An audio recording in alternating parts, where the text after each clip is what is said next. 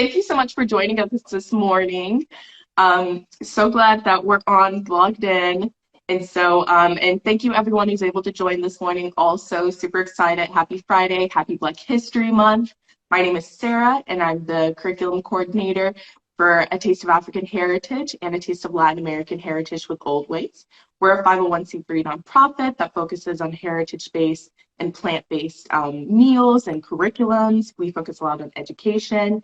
And today we are super excited to have a conversation with Maya Feller. She's a Brooklyn-based registered dietitian. She is a blogger. She has posted recipes and many much more. She has been featured on Good Morning America, and she is absolutely fabulous. So we definitely recommend that follow follow her Instagram accounts, her Facebook. She definitely keeps it updated with her latest blogs, and also look into her website. And we'll also add a comment on the video too once it's been officially posted, and we'll tag her Instagram pages and also the website too. So welcome, Maya. Thank you so much for such a warm welcome. I'm looking forward to diving in and getting into the questions and being in conversation with you. Absolutely. Well, yeah, let's get started on just a couple of them. One of them to get started is, so this month is the American Heart Month and Heart Healthy Month. So I was just wondering if you could tell us any, good heart healthy, like heritage related ingredients or meals that you love to prepare that are good for your heart. Yeah, absolutely. So my biological family is from the English and the Creole speaking Caribbean. And so I know that the foods from Trinidad and Haiti, the heritage foods, are incredibly heart healthy. Everything from the black bean and the plantain, which are incredible sources of fiber, and fiber helps to support the good gut bacteria. And we know that gut health is a proxy for immune health, so that when you have a healthy gut, that also influences your cardiovascular health. I also love, and let me tell you, I love the curries from Trinidad, all of the curries. I also love the roti from Trinidad, especially the ones that are made like the dal puri that's made from dal. I think that they are delicious. They're full of flavor, and they're also heart healthy. So, when I think about foods that support, cardiometabolic health, I want to think about the plants that show up throughout the diaspora, because we know that those are abundant in the Caribbean. There are so many. I mean, there's everything from dasheen bush to long beans to pak choy, ginger, garlic, onion. We really season our food, and all of that is fantastic for our heart health. Absolutely. And oh my gosh, the curries, that sounds so delicious. I feel like it's one of those words that when you say it, it's almost like you can smell it, the aroma. Yes. It's literally an aromatic word, if that's possible. I love But it. it's I love that you said that. When I was growing up, I remember in Cambridge, there was this woman, Miss Molly, who was a Trinidadian lady, and she used to make roti for everybody. And we would like put orders in, and she would make roti, she'd make curry chana and everything. And so we'd put all these orders in, and then there'd be the week where every kid in school would have Trinidadian food for lunch. Oh, yes. Oh, yeah. It that was is a special cool. time. It was a special time. That is such a treat. I mean, you've already kind of gotten into culture and tradition a little bit, and I'd love to, just talk a little bit more about that. Like, what role does culture and tradition play in your daily practice? Like, how do you implement this in your day-to-day life, in your career? Yeah, so in my career, part of my work is actually working one-on-one with people. And there are a small group of dietitians, in addition to me, that we work with people. And really, the way that we think about nutrition is from a standpoint of nourishment, right? We know that when we're working with our patients, we know the science, but our patients know their bodies and their lived experience. So culture, heritage, tradition is always at the forefront. And I work with a diverse group of patients. And so I really like to listen to them and hear about where they are, learn about their cultural traditions. Because when we say culture, I want to be clear that everybody has culture, right? Those are the norms that everybody agrees to in specific social groups. So we all have culture. And Mm-hmm. so I like to listen to my patients and make sure that what I'm recommending is in line with their culture and their heritage. Now, of course, because we work on the non-communicable conditions, heart disease, diabetes, because that's our focus, we want to make sure that the foods in their pattern of eating actually supports their desired outcomes with their culture, their lives, taking all the social determinants of health into consideration, all of that at the forefront, and then really having something that is sustainable that they can go ahead and follow. In my personal life, I really believe that the kitchen can be a window to the world. And Mhm. so when I'm cooking, I try to make new recipes from around the globe and actually not modify them. You know what I mean? I try to eat them the way that the recipe was written and see how I can enjoy it and how I can be appreciative of that food of that flavor profile.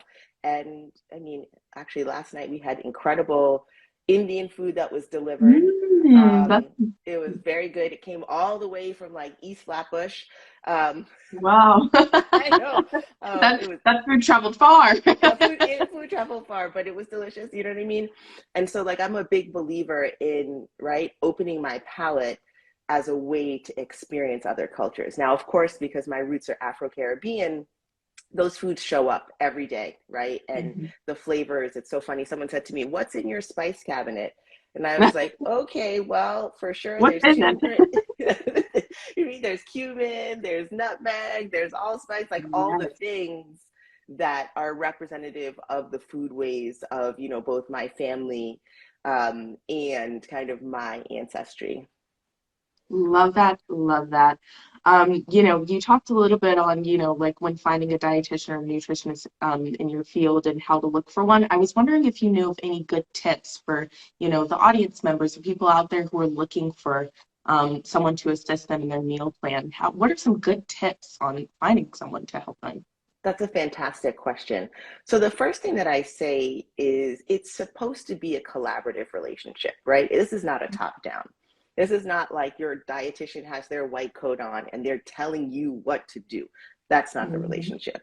If you feel like you're being told what to do in that, initial consult without you as the human being taken into consideration, that's not a fit, that's not a match.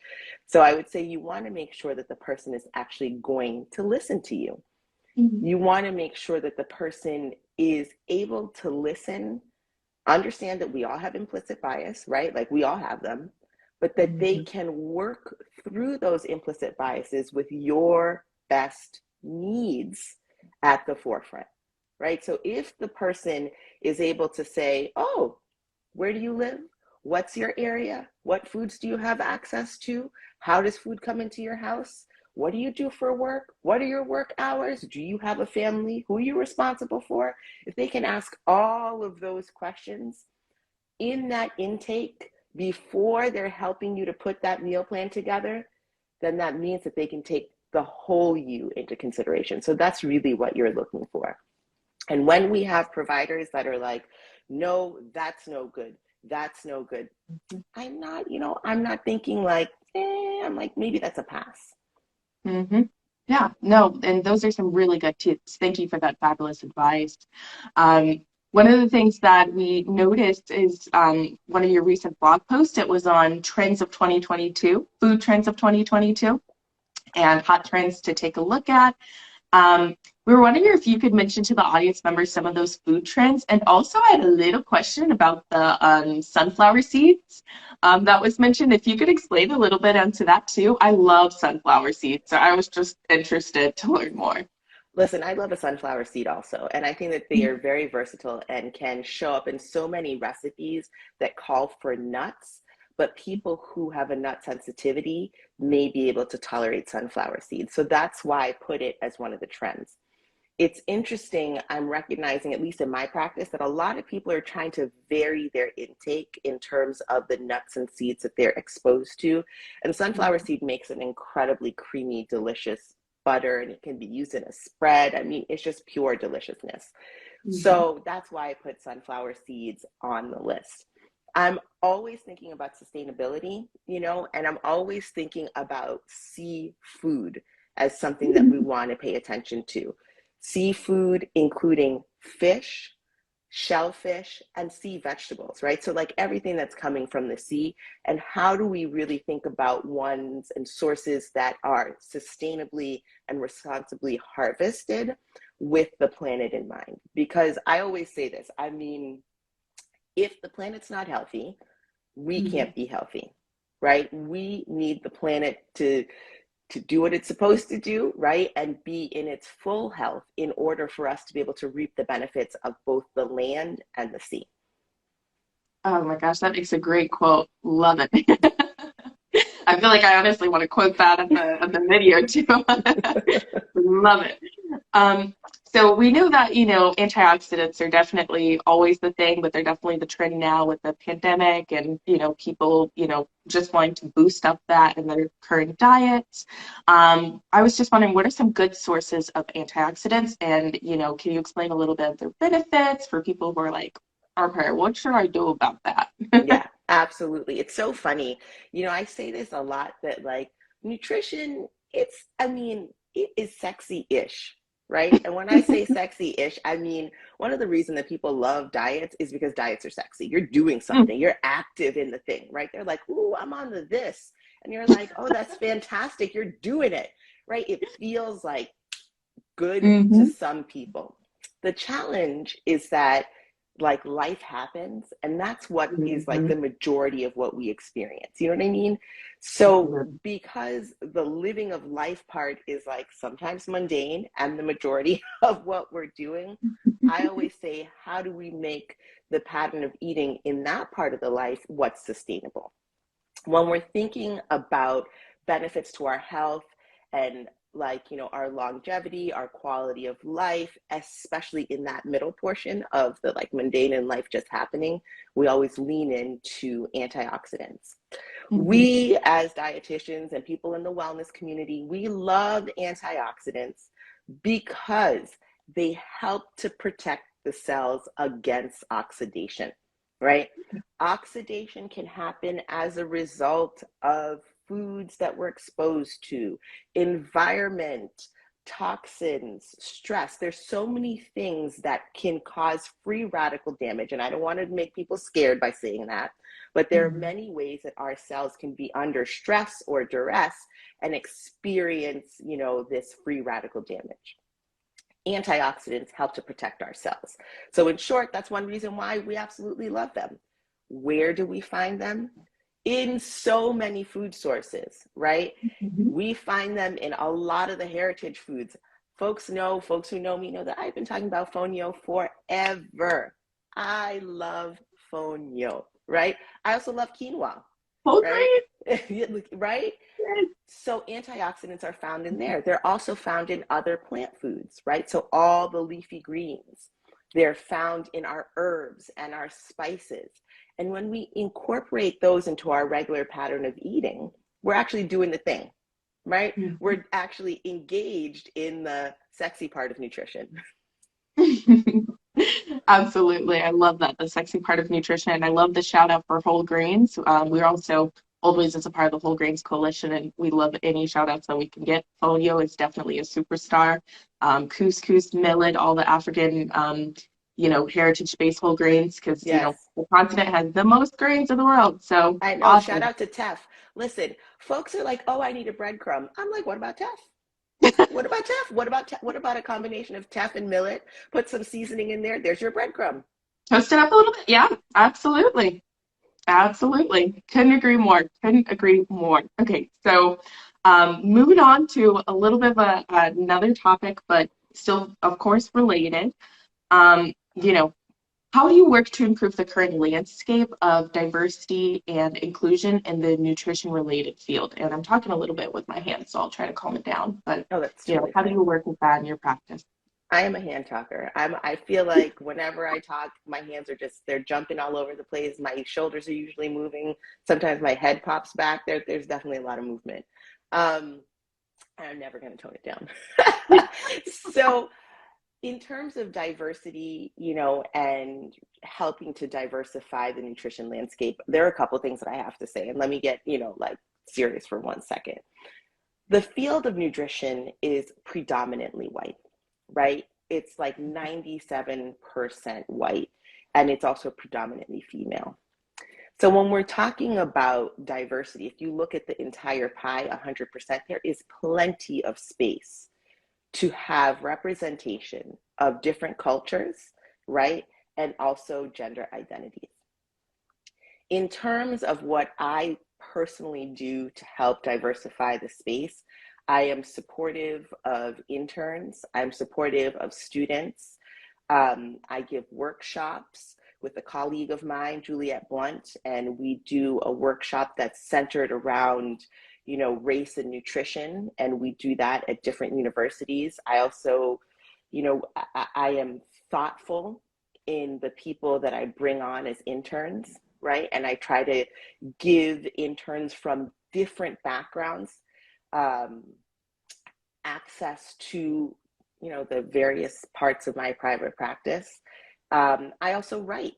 And I also think that representation is very, very important, right? So people see me showing up, dark-skinned woman with natural hair, on occasion code switching, but just showing who I am, right? So it's like, I can be this way and I can also be an intellectual, right? Like I can make jokes, but I can also teach the science of nutrition. I think it's important for people to know that when we don't see different types of people in the space, we're missing out on opportunities, right? What makes the fabric of education rich is when we have access to different viewpoints. And the more narrow it becomes, the less rich the education becomes. Couldn't agree more. Um, Going a little bit towards another, lighter topic, but we love that you were able to touch on this topic. But what does the term African heritage foods mean to you? Oh, I love that question. So when I think about African heritage foods, I'm actually thinking about foods throughout the diaspora, right? So when we think about the African diaspora, we're thinking about all the places that Black people are, right? Mhm. A colleague of this fellow, Scott Alvis Barton, said, and I love this, he said, everywhere that Black people are, there is Black food, Yes. right? And I love that because that is the truth about foods throughout the diaspora. When we're thinking about heritage foods, those are the foods of the Oldways, right? Mhm. And the heritage foods are the foods that really have been passed down through oral history and culinary history. And they look different depending on where people landed. We also know that heritage foods have morphed based on what people have access to in their area, right? Mhm. So it's like folks that came from the continent and ended up in Trinidad and Tobago or Carriacou, where my people came from, right? And then came to New York. Well, those heritage foods change as they travel through geographic location. So the base of the recipes are, familiar, but the actual ingredients shift. Like I always say this, it's very hard for me to make a pickle the way that my grandmother made a pickle, Mhm. or a mango chutney, because I simply don't have access to some of those foods here in New York. Absolutely. I know that you were talking a little bit on the mango chutney, and one of the follow-up questions from that is, could you tell us some, ingredients or dishes you grew up with that you remember eating and that you really enjoyed? Yeah, absolutely. So growing up, there were a couple of traditions that my family had, and they had a really strong brunch game. Like before, it was like a thing on Sex in the City, Love like that. a real strong brunch game. And the house was always filled with these women who would come in and talk like critical race theory and feminism, and they were like super powerful. Oh my goodness, it was incredible. And they're like, Love what's the next that. rally that we're doing? And there was always a spread of food, right? So I grew up with this incredible, like, I would say mixture. Imagine a table that has, mango chow on it Mm. or a chutney mixed with like, New York foods. That was Oh, like, I know awesome. it was incredible. Like I grew up, I was like, oh, it's time for the bagel and lox with mango chutney. People are like, what are you doing? I was like, I don't know. That's Ethan. it's delicious to me. So that was one thing that, I grew up with. And the other thing was because cooking in the kitchen was really the hearth of the home, we did a lot of like, my mom would go and buy like a real leg of lamb. Like, I mean, not like that pretty Mhm. leg of lamb that people are like, oh, leg of lamb. Like you open the fridge, you're like, oh, there's part of the goat or the lamb. Like, you're like, that's real, And then she would marinate it for days, right? And we would have people over. There was a lot of celebration around food, um, for occasions that were special, but just like coming together, so like women coming together. Um, and so those things showed up. There were a lot of curries. And my moms were like, before it was cool to be healthy, like they were making like granolas and stuff in the house that like friends would come over and be like, what is that? And You I can would, feed. I know.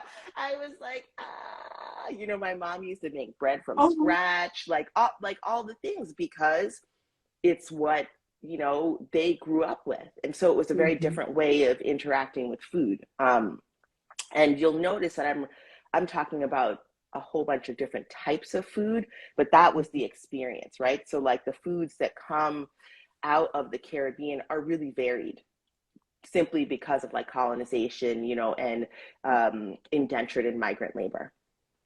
Exactly. No, I love that you talked about, kind of like implementing the cultural fusion of literally moving to the US and, how your family was able to adjust, but also still hold and, be in control of that cultural narrative and embrace that through foodways. And that sounds like a really beautiful, fostering environment to be around. And that's great that, you do the work that you do now and share the recipes with the public and we're able to tune in and really touch into, your how you bring African heritage foods or, your own culture into your story. So that is amazing. And thank you for sharing. I know we're getting short on time. I had one last follow-up question, and that was, can you share a cooking and nutrition tip with the audience that you love to incorporate in your day-to-day life? Oh, yes. Okay. So, Sarah, this is one of my favorite things. I always, on my countertop at home, there Mhm. are always these things. So I have, because I use fat to cook, um, so I always have, it's a fusti, like this big silver tin. It's 3 liters of olive oil. Like I really do always have it there. I'm not afraid of fat. And if I could get good palm oil, I would probably have palm oil right next to me. You know what I mean? I'm not afraid of fat. So I always have that olive oil fusti. And then I have a basket of ginger, garlic, onion, and the onions are varied. So shallots, red onions, yellow onions. I always have that. And my cooking tip is flavor everything, season Mhm. it all. Season the vegetables the way you season the animal proteins, right? And so almost every single dish starts with a fat, onion, garlic, ginger. And that's like my base. And then I go on top of it. I could add the Holy Trinity sometimes if I want, right? Or Mhm. sometimes then I'm going to add in dry spices. But that is always my base, because I want my food to have flavor. And when my food has flavor, then I know I'm more likely to eat what I made. And I'm also more likely to be excited about eating what I made. Exactly. No, love that. Incorporating the flavor. I always tell people that, recipes are the foundation and it's what you make of it. You use it to build off of. So if you've got some seasonings in there and you're tasting the flavor profile of the dish and you're like, it needs sugar, it needs this, add it in. Don't be afraid to season, and you don't need salt for seasoning. Lemon is the new salt, capers is the new salt. There are many other salt substitutes, and that's just using natural herbs and spices. So couldn't agree more. Thank you Yeah. so much for meeting with us today. Thank you for having me. This has been an absolute pleasure. And I love the conversation. I love the work that you all are doing. And so, so glad to be a part of your community. Absolutely. We welcome you. We will keep up to date with you. We will follow you. We will post you. So we definitely want to stay connected. Thank you so much for your time. And it has been a true, it has been absolutely amazing being able to meet with you today and have this discussion. So I hope you have a good weekend, good rest of your week. Happy Black History Month, everyone. And thank you so much for tuning in this morning.